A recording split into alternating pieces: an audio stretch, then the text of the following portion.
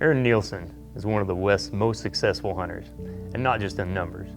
Over his career, Aaron has consistently taken what most hunters would consider a once-in-a-lifetime bull elk in a variety of states, and he's showing no signs of slowing down. A true and dedicated student of all things elk, Aaron's scouting, research, and tag application commitment is a year-round process. But when autumn rolls into the Rockies, you can bet that Aaron knows precisely the area and most likely the exact bull he'll be going after. Today's hunt takes place in my home state of Idaho, a state where big bulls live in some of the most remote and difficult mountains in the American West. But it is a place where scouting and hard hunting might just reward you with that bull of a lifetime. Elk hunting guru Aaron Nielsen has drawn a coveted tag in the elk-rich state of Idaho, and he'll team up with good buddy and fellow elk fanatic Kevin Hamilton for a memorable go big or go home elk adventure on today's episode of Trigicon's World of Sports Afield.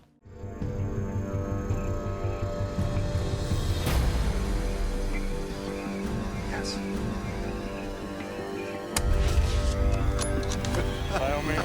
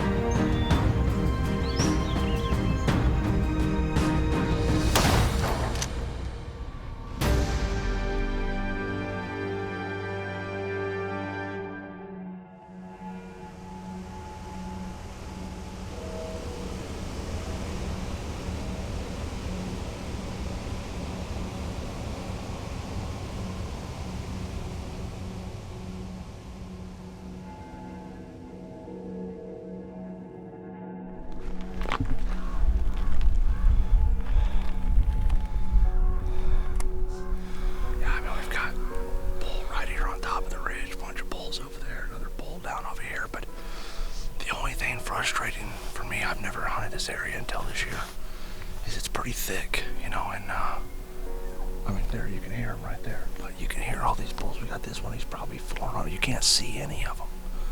It's just tough. I mean, it's tough to find a place where you can hear them, see them. I mean, you know they're there, but you don't just want to go bashing through the bushes and you have no idea what it is, so just keep staying at it and be patient, I guess.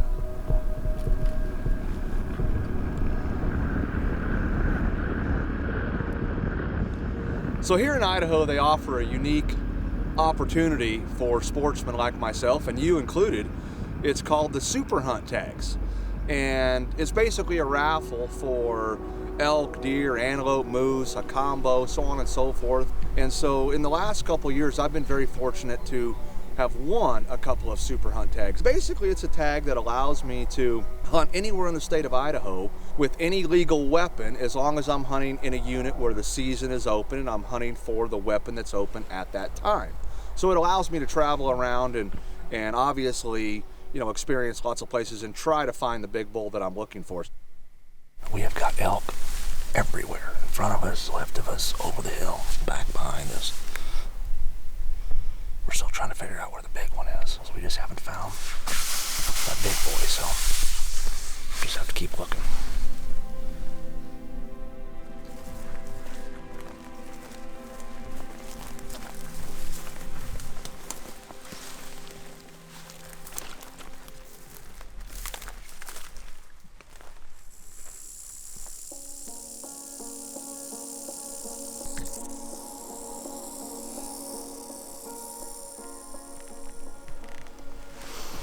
This is quite the little water hole. We haven't seen this yet. We just stumbled onto it as we're following a track back to where our rig is, but wallowing there, wallowing there, wallowing all over there.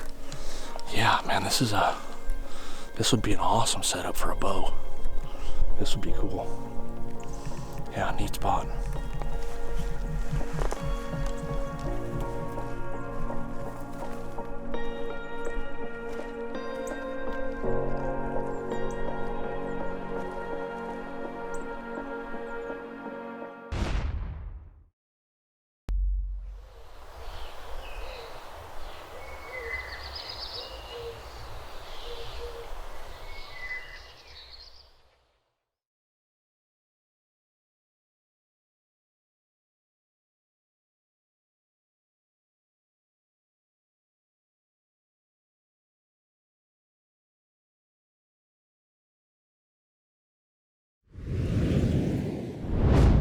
One of the great joys of big game hunting is the unpredictable nature of the pursuit. And that factor multiplies when the hunt takes you to distant, remote, and sometimes dangerous destinations. Unfortunately, I've experienced true danger and even heartbreaking tragedy during my hunting life. And in the majority of these cases, the danger came suddenly and without warning. Now the unexpected becomes an enemy you better be prepared to deal with. Much of our travel and hunting takes place in the world's truly remote areas. In these cases, local medical facilities may be limited to a small emergency kit in the back of your PH's Land Cruiser or back in camp.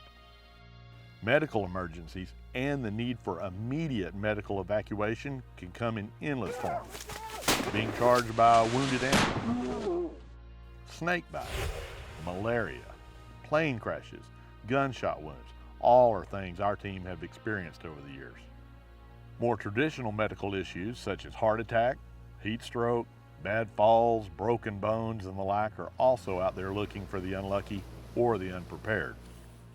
All are realities in the hunting game, and all can and do happen. These are just some of the reasons our entire team carries 24/7 protection of a Ripcord Rescue Travel Insurance policy. Ripcord Rescue Travel Insurance includes both medical evacuation and security extraction service, both must-haves for the traveling hunter.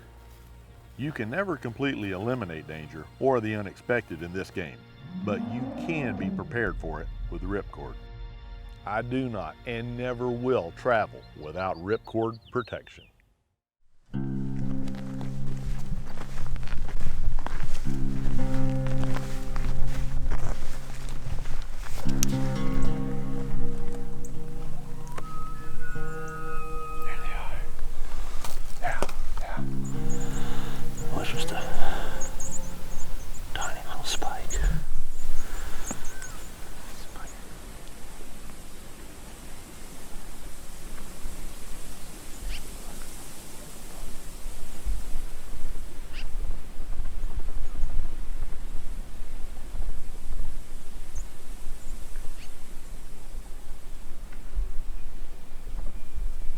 You know, actually over the course of a week or 10 days starting beginning of the hunt, you know, we had some real, not only far encounters with elk, but a couple real close encounters with elk. And one or two in particular where, bulls were screaming and Kevin started doing some calling sequences, and one or two instances he got a couple of bulls to come right in on top of us. Now, they weren't bulls that we wanted to shoot, but it was really exciting. I love September, I love the rut. To get elk that fired up and get them into you that close without them knowing really what you are, it's a really exciting experience, and we loved it, even though we decided not to shoot those bulls.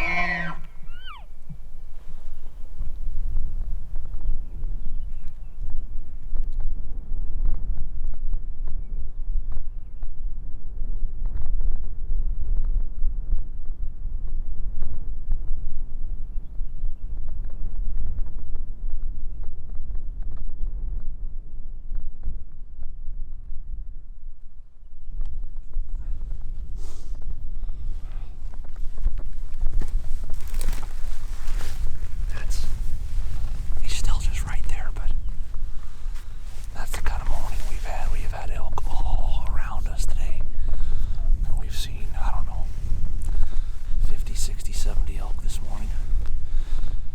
And, you know, again, some nice bulls. I mean, that one was just a goofy guy, but seen some nice bulls, but just not a big one yet. But really exciting. A beautiful place up here, man. A lot of elk action this morning with that storm last night, and been really cool and cloud covery today. Yeah, it was an exciting morning. So, yeah, way cool.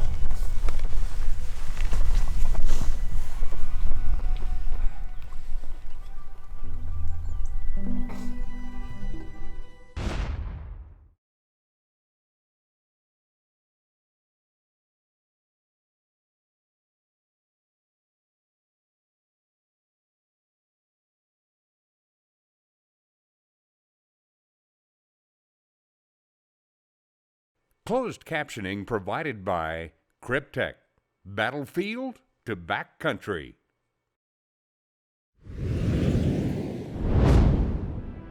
In 1934, President Franklin D. Roosevelt signed off on a new stamp called the Federal Migratory Bird Hunting and Conservation Stamp. Hunters and conservationists today know it simply as the Federal Duck Stamp. Today, hunters over 16 years of age must purchase a federal duck stamp to legally hunt ducks, geese, and other waterfowl. This time-honored conservation tool has, to date, raised over $950 million to help clean water, aid flood control, reduce soil erosion, and enhance recreational opportunities. Monies raised from the Duck Stamp program currently protect over 6 million acres of wetlands in the U.S. that are vital to the survival of migratory waterfowl species. Hunters have always played an integral part in conserving America's natural resources, and the Duck Stamp is just another example of hunters' dollars protecting both wildlife and the habitat it depends on.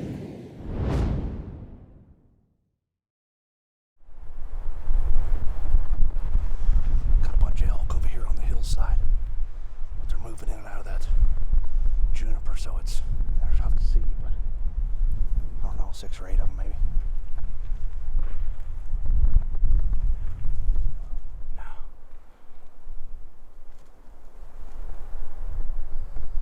It's like a big 5-pointer, looks like.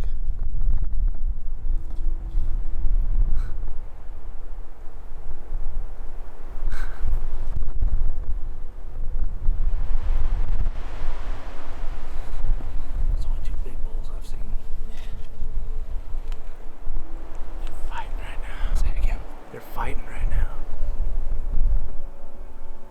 Kind of in the trees. They kind of want to fight, but they're also a little scared.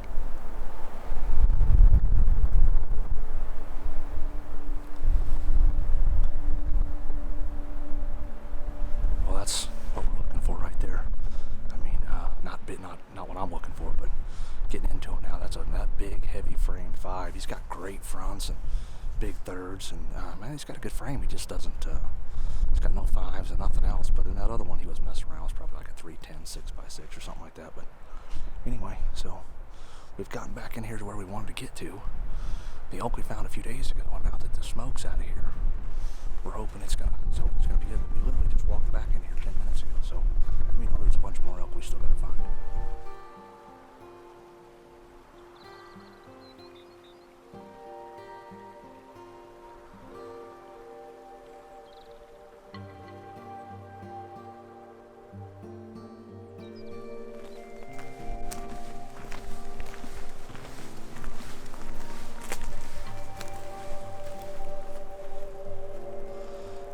So,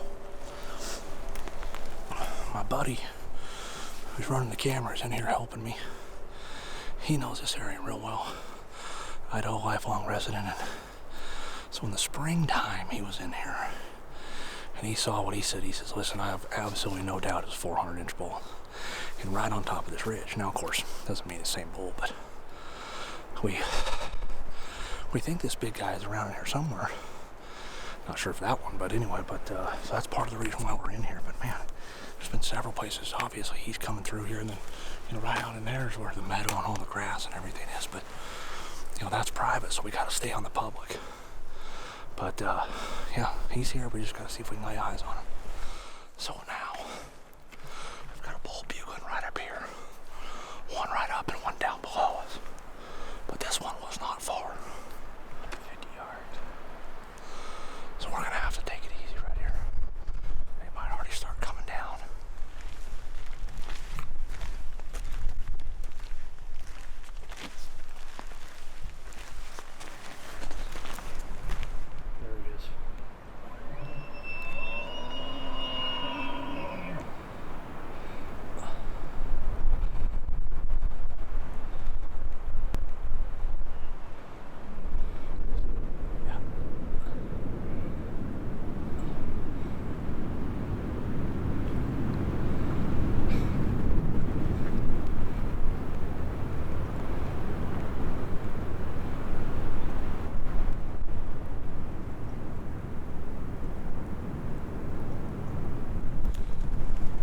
unfortunately, we got real close to him. You know, and we knew we were close once he bugled again. We were trying to get up here to get a little elevation. You know, and that's the problem. And one, I mean, listen, you know, that's a nice 6x6, but you know, I'm here to kill a really giant elk. And, you know, we need time to look at him. You know, we can't just see he's a 6-pointer and shoot him. So, you know, it's difficult when they're in this thick stuff. I mean, to try to get somewhere where you can get a little elevation or something, or some distance away from him where you can see him for a minute or two and decide whether or not it's even a bull you want to shoot. So, I mean, he's a nice bull, and he's got a bunch of cows with him too. So, but, I mean, he's definitely not a shooter. He's still up there bugling, but we heard some other bulls up there too, so we'll probably work our way around and get up there on that ridge like our original plan was anyway. So, see what happens.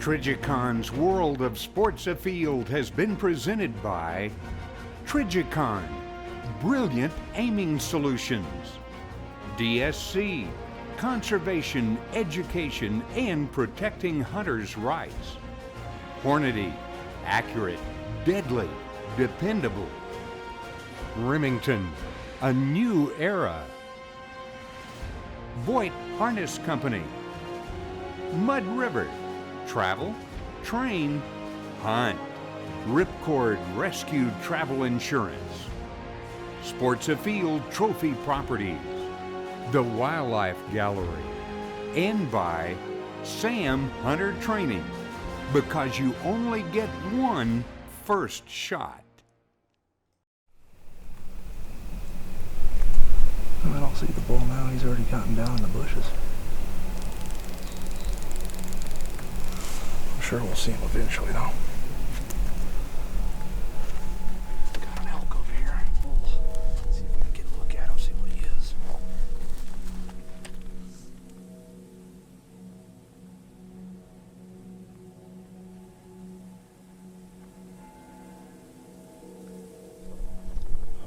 We've come back to an area that I hunted last year and killed a 360 bull in here last year with a muzzleloader, and so that's where we're at now. But anyway, already got bulls all across here bugling. We've seen a couple of them already, so we're just gonna sit tight here and see what comes out.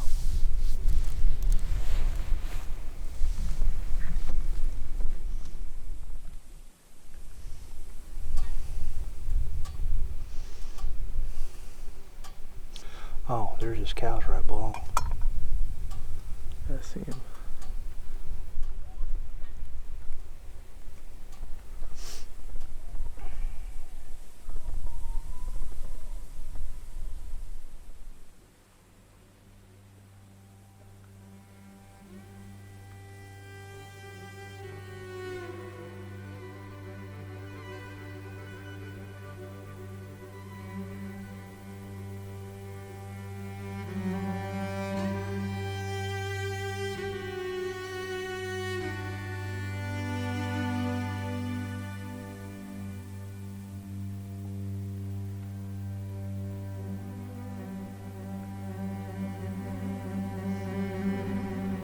So as we got roughly to where we figured they were going to be, we got up on a rock cliff bluff and started looking down and looking into a little bit of the offshoot canyons, and we thought, man, you know, it's fairly open down there. It's taken us some time to get here. I honestly thought they had probably gone into a bigger canyon farther to our south, and we're in the heavy cover already. You know, this country that we're hunting, you know, eyesight, your vision, your optics, that's what's making it work. We have to be able to see long distance to find these elk. We're at the tail end of the rut. They're not talking near as much as they were a week or two before. They are still with the cows, but they're quiet pretty much. We've got to have visibility to see.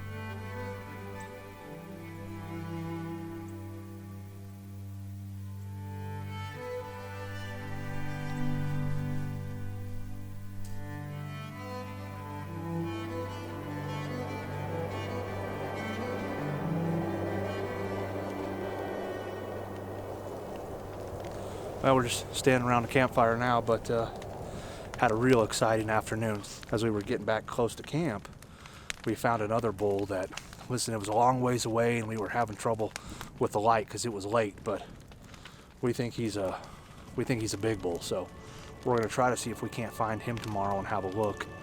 So still have an exciting afternoon, and sit around the campfire for a minute, get something to eat, and go to bed.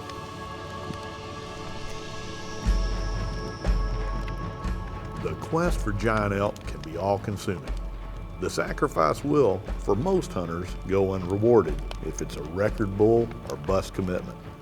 But a reward Aaron knows is roaming the dark timber somewhere in the mountains of Idaho will drive him into next week's episode, and perhaps to a true bull of a lifetime.